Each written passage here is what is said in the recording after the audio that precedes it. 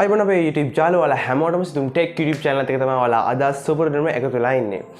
ඔක යනුනේ ඉතින් ඔන්න අද කතා කරන්න යන්නේ WhatsApp පිළිබඳව සහ WhatsApp වල ඔයාගේ account එක ban වුණොත් මොකද්ද ඔයා කරන්න ඕනේ කියන එක පිළිබඳව.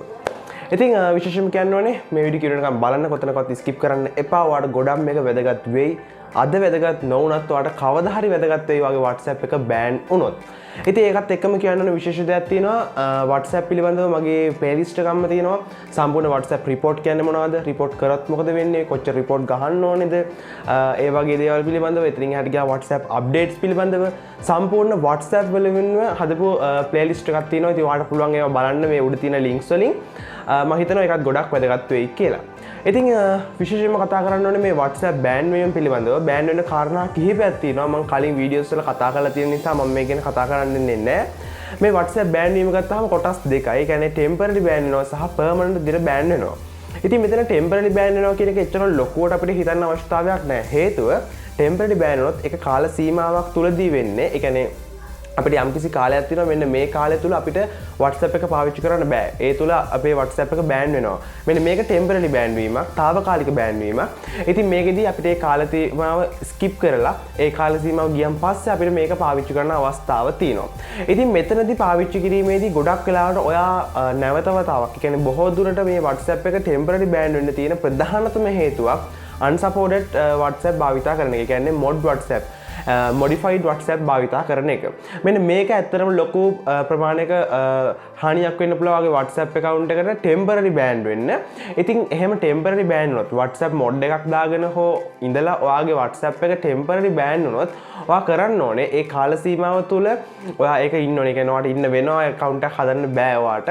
ඒ කාලේ skip කරන් පස්සේ ගියන් පස්සේ ඔයාට පුළුවන් ඔරිජිනල් WhatsApp එකට ස්විච් වෙන්න. එතනදී නැවත තව mod WhatsApp එකට යන්න එපා. මොකද එහෙම වුණොත් ඒක temporary එක permanently ban වීමේ අවදානමකුත් තියෙනවා. ඉතින් ඒක නිසා එයාලා නැවත temporary ban කර ඉන්නේ නැහැ. බොහෝ දුරට permanent ban වෙයි. ඒක නිසා ඔයාට පුළුවන් ඔයා WhatsApp mod පාවිච්චි කරලා ඔයාගේ account එක temporary ban වුණොත් original WhatsApp එකක් දාගෙන නැවත තවක් එයාලගේ original WhatsApp වල භාවිතා කරන්න අවස්ථාව තියෙනවා.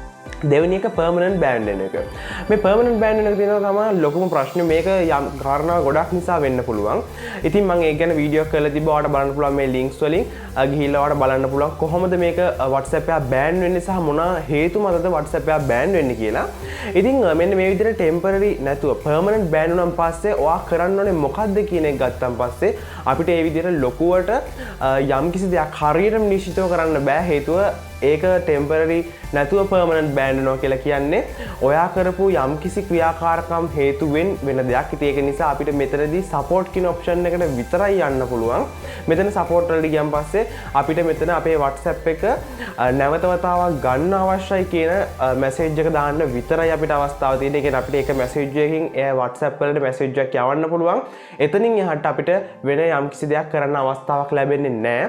හේතුව WhatsApp permanently ban වුණාන් පස්සේ එහෙම ban වෙන්න හේතු කාරණා කිහිපයක් තියෙනවා. එයාලගේ ගයිඩ්ලයින්ස් වලට අපි එකඟ නොවි වැඩ කරොත් තමයි මෙහෙම වෙන්නේ. ඉතින් එතකොට සාමාන්‍යයෙන් මෙහෙම permanently වගේ ban වුණොත් එහෙම නැත්නම් මේ විදිහට ඔයාලට කාල සීමාවක් නැතුව ban වුණොත් මොකද්ද කරන්න කියන එක. මෙන්න මෙතනදී support වලට යන්න. support වලට ගියන් පස්සේ ඔයාලට මෙන්න මේ screen එකේ බලා ගන්න හම් වෙන මෙතන තියෙනවා phrases කීපයක්. මෙන්න මේ ටික ඔයාලට පුළුවන් මේ විදිහටම ටයිප් කරලා මෙතන send දෙන්න. මෙන්න මෙහෙම send දුන්නාන් පස්සේ email එකක් කරහා මේක WhatsApp වලට යනවා.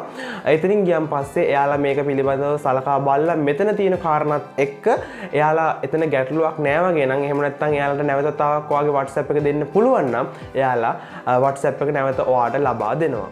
ඉතින් මෙතනදී විශේෂයෙන්ම කියන්න ඕන කාරණයක් තමයි මේක කෙනෙක් කියන්න පුළුවන් මේක මම යවුවා නමුත් මෙතනදී මට නැවත වතාවක් WhatsApp එක ලැබුණ නැහැ කියලා. ඔව් අනිවාර්යයෙන්ම වෙන්න පුළුවන්. ඒ කියන්නේ කොහෙත්ම මේ මැසේජ් එක හරහා ඔයාගේ WhatsApp එක නැවත වතාවක් අනිවාර්යයෙන්ම හම්බ වෙනවා කියලා කියන්න බෑ. බොහෝ දුරට ඔයාලට යම්කිසි දැන් මේ වගේ අවස්ථාවකදී වෙන කිසිම දෙයක් කරන්න නැහැ. එන්නේ ඒ වගේ අවස්ථාවකදී ඔයාලට මේ වගේ මැසේජ් එකක් දාලා WhatsApp එකට සමහරක් විට ඔයාලට නැවතත් ගන්න අවස්ථාවක් ලැබෙන්නත් අවස්ථාව තියෙනවා. ඉතින් හොඳම දේ ඔයා WhatsApp එක භාවිතා කරද්දී ඔයා අනවශ්‍ය දේවල් කරන්නේ නැතුව එයාලගේ තියෙන ගයිඩ්ලයින්ස් වලට එකඟ වෙලා ඒවට අදාළ දේවල් විතරක් කරන එක. ඉතින් මොඩිෆයිඩ් WhatsApp එකක් වගේ භාවිතා කරද්දී ලොකු රිස්ක් එකක් තියෙනවා.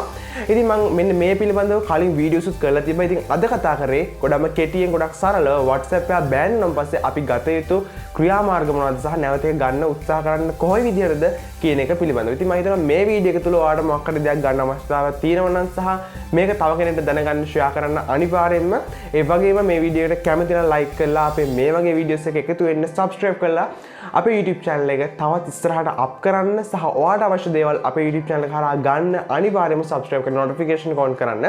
එහෙනම් අපි තවත් වීඩියෝ ඉක්මනට හමු. හැමෝටම ජය වේවා.